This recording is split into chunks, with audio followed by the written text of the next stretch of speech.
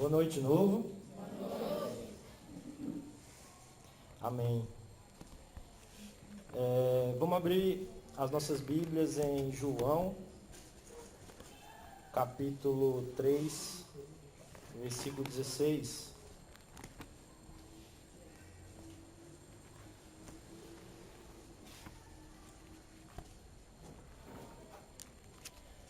Tinha deixado um papel marcando mesmo na página, mas acho que eu perdi aqui. Tu pegou? Não? Mas ele está aqui ainda. Deixa eu ver se é esse. É esse. Ele só não está na página. Vai dar certo. Estou chegando lá. João 3,16.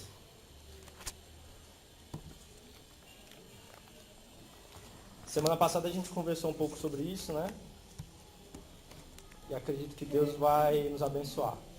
João 3,16 fala assim: porque Deus amou o mundo tanto, que deu seu único Filho, para que todo aquele que nele crê não morra, mas tenha a vida eterna. Pois Deus mandou o seu Filho para salvar o mundo, e não para julgá-lo. Aquele que crê no Filho não é julgado, mas aquele que não crê já está julgado, porque não crê no Filho, o único de Deus. E é assim que o julgamento é feito. Deus mandou a luz ao mundo, mas as pessoas preferiram a escuridão, porque fazem o que é mal. Pois todos os que fazem o que é mal odeiam a luz e fogem dela, para que ninguém veja as coisas más que eles fazem. Mas os que vivem de acordo com a verdade procuram a luz, a fim de que possa ser visto claramente as suas ações, que são feitas de acordo com a vontade de Deus. E a gente poderia completar a luz do Sermão do Monte, para que glorifiquem a Deus. Todas as ações são vistas para que as pessoas olhem para a gente e glorifiquem a Deus. Amém? Amém? A gente, semana passada, conversou um pouco a respeito dessa parte, falando especificamente sobre como a gente muitas vezes entende a salvação da parte de Deus. Muitas vezes a gente escuta assim: olha, Jesus te ama, Jesus tem um plano na tua vida, Jesus morreu para te salvar, morreu para me salvar. Eu escuto também, já escutei muito isso. A gente escuta muito a respeito disso: olha, Deus é amor, Deus ele quer te salvar. E um monte de coisa nesse sentido a gente escuta, mas algumas vezes a gente poderia pensar, pelo menos eu pensei em alguns momentos, em algum momento assim, eu imaginei aquela coisa assim: caramba, eu tenho que escutar o que essas pessoas estão falando a respeito de Deus, porque as pessoas falam assim, que se eu não estiver com Deus, quando eu morrer eu vou para o inferno. As pessoas ficam falando a respeito de o céu ou o inferno, julgamento sobre o bom e o mal, todas essas questões. E eu idealizava isso, talvez em algum momento você idealizou isso, mas a gente encontra aqui, para começar essa reflexão de hoje, que foi aquilo que a gente conversou semana passada, a gente encontra aqui uma passagem que Jesus está falando para Nicodemos, um mestre na época lá de Israel, onde ele fala claramente: olha, Deus amou tanto o mundo, mas amou tanto. Então a gente já começa entendendo assim: sempre que as pessoas chegam para a gente e falam assim: olha, Jesus te ama, Deus te ama, Ele tem um plano para a tua vida, aquilo não é mentira, é verdade. Jesus falou para Nicodemos: olha, Deus amou tanto o mundo, a humanidade, as pessoas, tudo aquilo que Ele criou, que Ele mandou o seu único Filho. Mas Ele mandou para quê? Ele mandou para condenar e mandar todo mundo para o inferno? Não.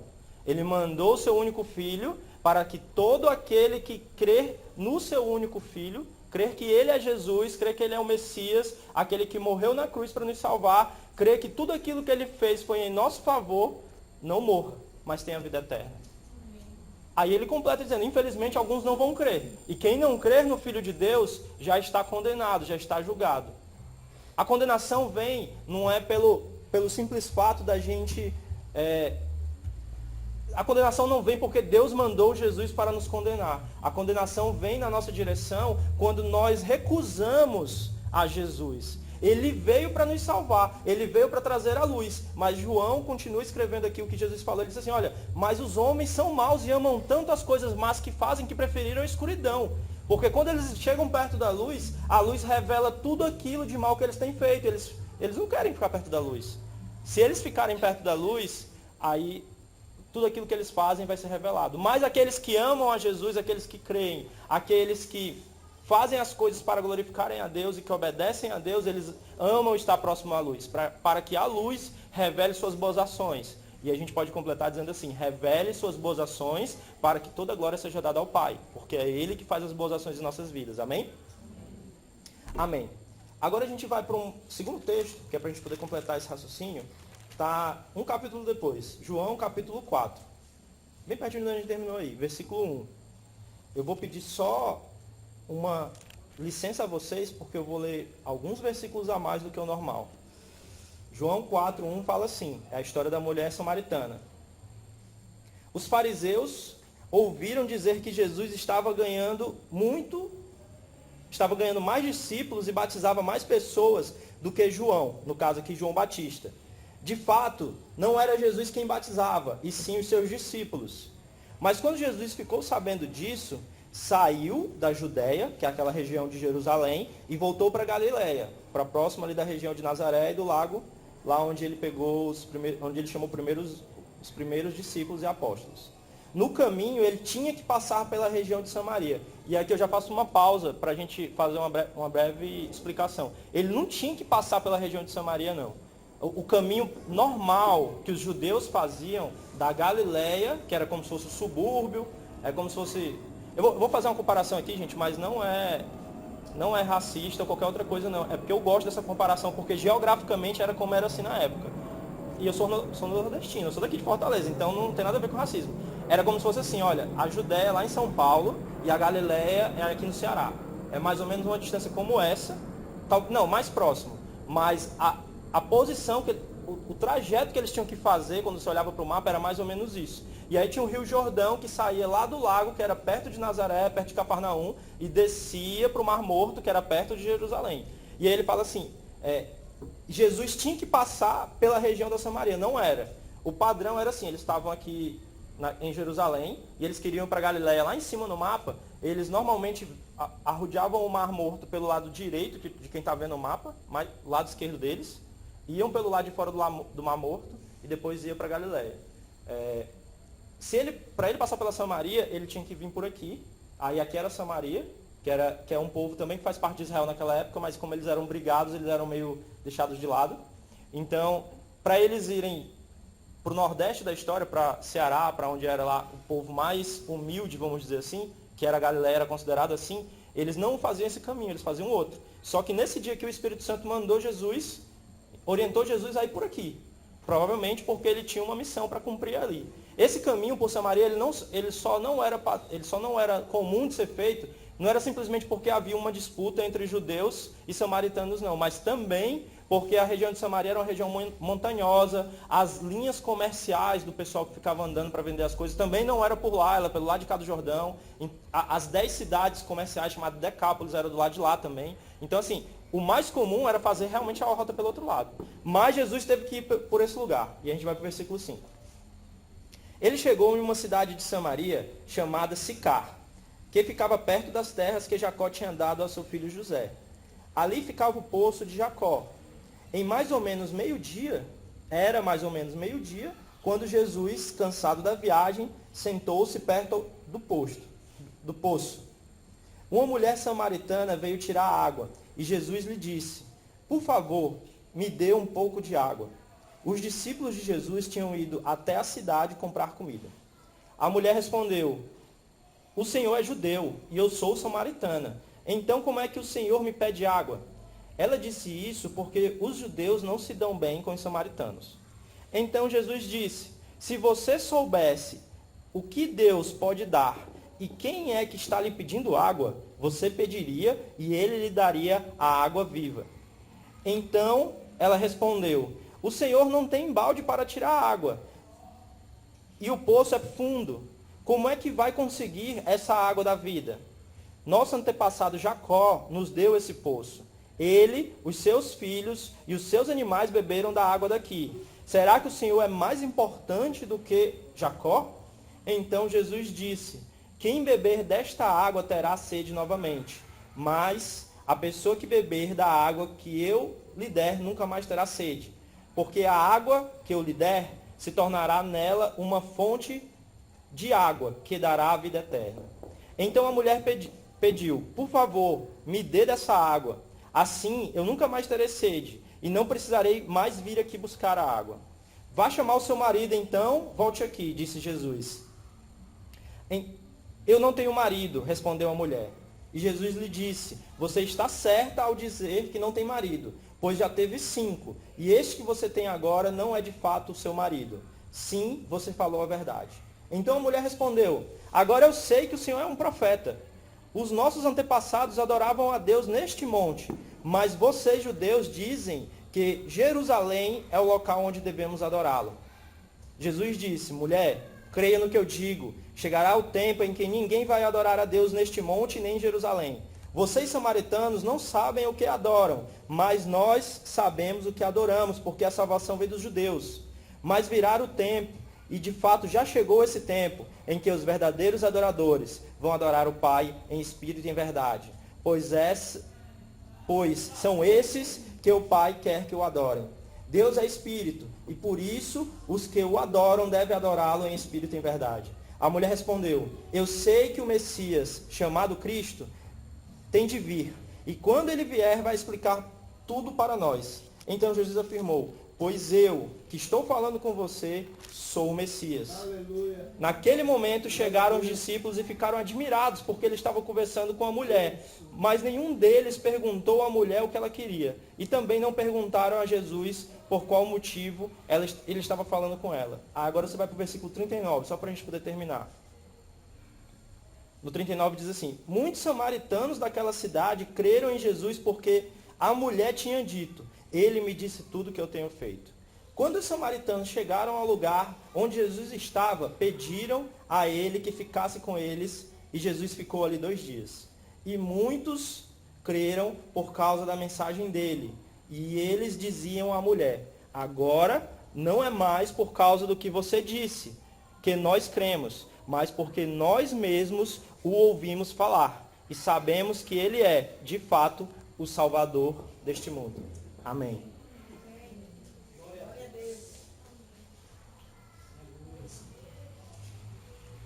Eu acredito que a palavra do Senhor é clara, amém?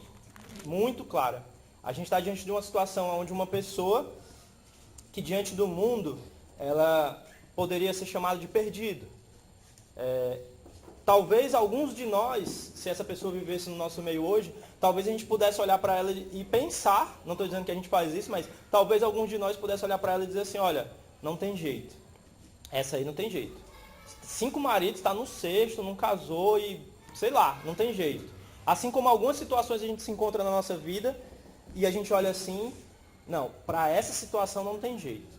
Para essa situação, para esse vício que essa pessoa tem, para esse vício que eu tenho, para esse pecado, para essa malcriação, para essa maldade, para esse tipo de coisa ruim que está acontecendo aqui, não tem jeito. Tipo, o Brasil não tem mais jeito não, porque só misericórdia. Talvez se a gente olhar para as coisas como a gente olha naturalmente, da maneira mais comum, a gente chega a esse tipo de conclusão. Mas eu queria dizer para vocês... Não, antes de eu dizer isso, eu queria dizer assim: vamos prestar um pouco mais de atenção na história da mulher samaritana, amém? A mulher samaritana já começa assim: olha, a gente não deveria nem estar conversando, porque o senhor é judeu. Mas, tudo bem, já que o senhor me pediu água, vamos conversar a respeito disso. Aí ele vai falar assim: não, mas se você soubesse quem está pedindo água, eu lhe daria água da vida.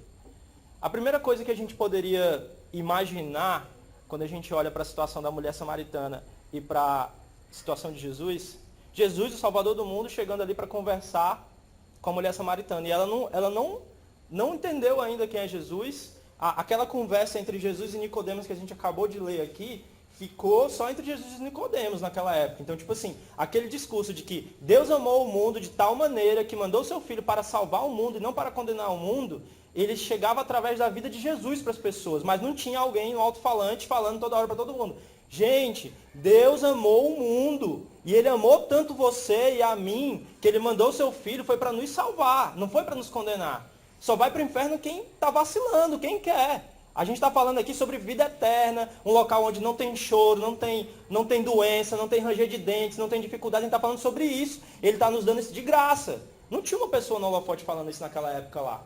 Naquela época tinha Jesus andando com os seus discípulos e outras pessoas que ele mandava para outra cidade. E aonde ele chegava, o reino de Deus era manifesto. E toda a glória de Deus era manifesta através de milagres e tudo aquilo. Amém? Bom, então a gente encontrou uma mulher que encontra Jesus, não sabe quem ele é. E ela poderia já imaginar assim, diante dessa conversa toda que a gente teve aqui, esse homem aqui é um profeta. Como eu acabei de perceber, ele da parte de Deus tem orientação, o Espírito de Deus está com ele, mas é assim mesmo, eu aprendi com a lei, eu aprendi com toda a minha vida, com tudo aquilo que me ensinaram, que eu sou pecadora.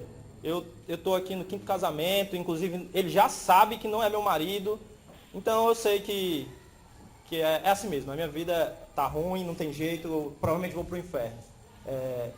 Não sei o que eu vou fazer na minha vida, ele é um profeta e se eu chegar perto dele tem perigo até de eu morrer. Porque naquela época era assim, os homens de Deus, com a presença de Deus próxima a ele, e as pessoas não podiam chegar muito perto, dependendo da situação, ficava complicado.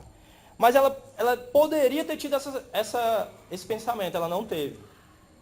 Ela foi lá, escutou de Jesus, Jesus falou para ela que era o Messias, e ela compreendeu, vamos dizer assim, em parte a mensagem, e o que ela fez? O que ela fez? Ela saiu com Jesus e seus discípulos, foi para Galileia, ficou lá todos os sábados nas sinagogas, lá levantando as mãos, adorando a Deus.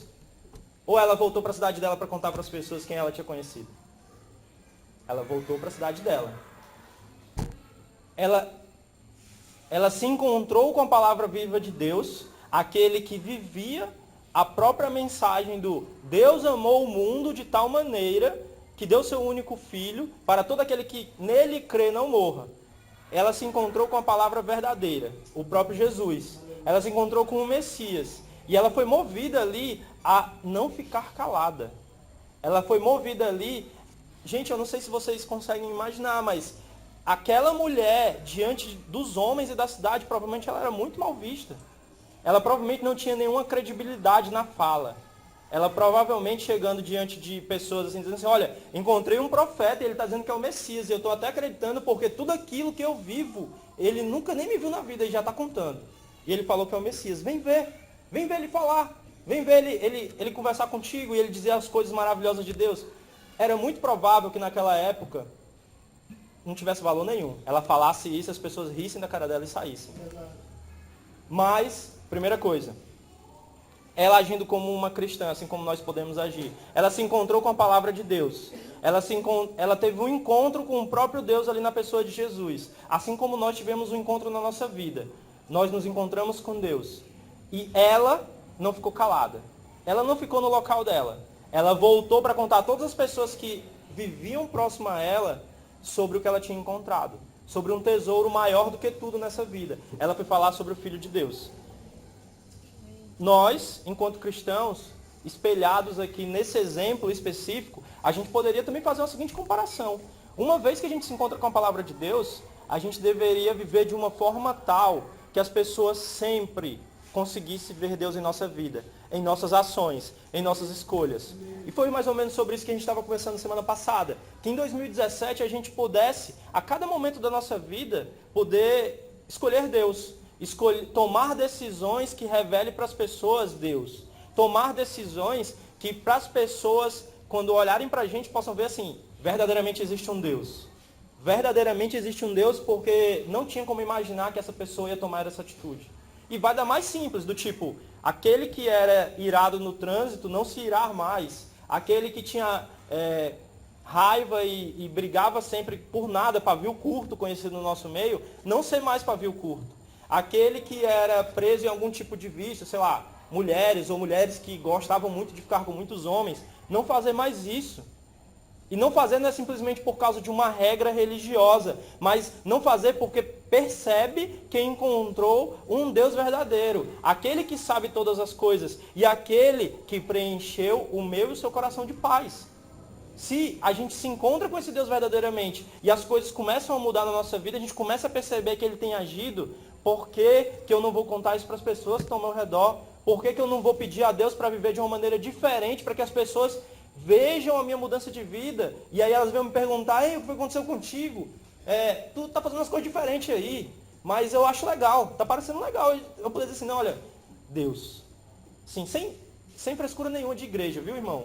Amigo, primo, tio, sem nada. Não estou falando de igreja, não estou falando de religião. Estou falando assim, olha, é Deus, verdadeiro e único. Amém. Eu achava que eu conhecia, mas eu não conhecia. Agora eu conheço, porque Ele anda comigo. Agora eu conheço, porque Ele se revelou a mim. Agora eu conheço. Então vamos lá. Vamos escutar falar de Deus. Amém. Vamos na igreja também, vamos na igreja. Amém. Vamos no meu grupo pequeno, vamos na reunião de oração. Vamos lá, ouvir falar de Deus. Assim, ó, na maior tranquilidade do mundo, é uma coisa natural. Pode até ser que a minha e a sua vida, no passado, antes da gente se encontrar com Deus, a nossa palavra não tivesse credibilidade, que nem o da mulher. Mas hoje nós temos o sangue de Jesus sobre as nossas vidas. E alguma coisa já mudou em nossa vida. E eu acredito que esse alguma coisa que já mudou na nossa vida gera credibilidade para as pessoas que escutam o que a gente está falando. Amém? Amém. Bom, seguinte. A mulher, exemplificando aqui as nossas atitudes cristãs, ela foi lá e chamou todo mundo que estava próximo a ela, e provavelmente alguns a mais, que fala assim, olha, muitas pessoas da cidade vieram ver quem era Jesus. E aí no final eles falam assim, olha, a gente agora está acreditando, não é simplesmente porque você falou, não, a gente escutou ele falar. Então, a mulher, ela não só não ficou parada, vamos dizer assim, num sentido mais geral de fazer, né? Que ela poderia ter ficado parada, seguindo Jesus, vindo para a igreja, né? Levantando as mãos lá, orando. Ela poderia ter feito isso? Poderia. E impactar alguma coisa na salvação dela? Não, porque a salvação é para todo aquele que crê no Filho de Deus, amém? A salvação é para todo aquele que crê no Filho de Deus. Se você acredita que Jesus veio porque Ele te ama, e tudo aquilo que Ele fez e que Ele falou foi porque Ele te ama e foi para te salvar, você tem a paz no seu coração de que você alcançou a sua salvação. Mas nós somos chamados para fazer mais. Nós somos chamados para agir como a mulher samaritana. Que quando a gente encontra essa paz, quando a gente encontra a água viva, quando a gente encontra o nosso Deus, para que a gente possa passar a agir conforme Jesus planejou para a nossa vida. Nós somos chamados para que em 2017 nós possamos buscar mais de Deus. E sempre que a gente estiver em um momento de conflito, a gente se volte para Deus. E a gente não simplesmente se desespere. Nós somos chamados para, diante das situações em que nós vivemos, nós possamos viver uma vida em obediência a Deus. Uma vida que ama a luz, como o João falou aqui antes, usando as palavras de Jesus. Uma vida que ama estar na luz, porque as nossas ações refletem a glória de Deus. Uma vida que ama os ensinamentos de Deus. Uma vida que ama amar o Senhor. Que ama estar na casa do Senhor. Amém? Amém. Eu acredito que quando a gente se encontra com esse tipo de realidade, com esse tipo de verdade, eu acredito que é muito fácil a gente compreender a ideia inicial que eu estava falando aqui, que é, olha, Deus não é aquele carrasco de chicote que está chicoteando todo mundo e vendo se a gente erra para poder punir a gente. É muito fácil quando a gente se encontra com essa realidade imaginar assim, não, Deus verdadeiramente Ele é bom. E porque Ele é bom, Ele é justo. E se Ele mandou o seu filho para me salvar e eu não acreditei nisso, infelizmente a justiça de Deus vai vir sobre mim. Mas Ele não mandou o seu filho para me condenar. Ele mandou para me salvar. E depois que eu tivesse salvo, Ele mandou o Espírito Santo encher meu coração para que eu vivesse de uma maneira natural diante das pessoas, amando a luz, amando as coisas de Deus, amando as coisas do seu reino. E tudo aquilo que eu fizesse glorificasse a Deus. E as pessoas pudessem ver a Deus e não mais a mim. Porque a minha nova criatura, a minha nova pessoa, tudo aquilo que eu sou hoje é Deus na minha vida. Amém? Amém. Eu queria, antes da gente terminar tudo, eu queria fazer uma oração pela nossa vida. Queria fazer uma oração para que em 2017 a gente realmente pudesse viver essa palavra prática na nossa vida, pudesse viver isso. Assim, que Deus pudesse primeiro esclarecer isso na nossa mente. Que Deus amou muito a mim, a você, a cada um aqui. Deus amou muito a cada um de nós. Ele amou tanto que Ele mandou o seu Filho para nos salvar. A gente muitas vezes fica preso nas circunstâncias naturais. Tipo, a mulher, ela estava pensando assim, como é que Jesus vai me dar uma água viva? Como é que esse homem vai me dar uma água viva se ele não tem nenhum balde? Ela estava presa na situação, no natural, nas coisas que a gente pega. A gente muitas vezes fica preso no natural. A gente fica assim, tá, e aí? e todos os pecados, e todas as coisas mais que eu executei, que eu planejei, e tudo aquilo, e não sei o quê. Meu irmão, aqueles que acreditam que Jesus veio ao mundo para salvar o mundo estão salvos. Nova criaturas são, seus pecados são jogados no mar do esquecimento. E tudo aquilo que é em você se faz novo. Amém? É uma verdade muito impactante e que eu acredito que o Espírito Santo há de nos esclarecer ela a cada dia. Vamos orar? Queria que você baixasse a cabeça. Amém.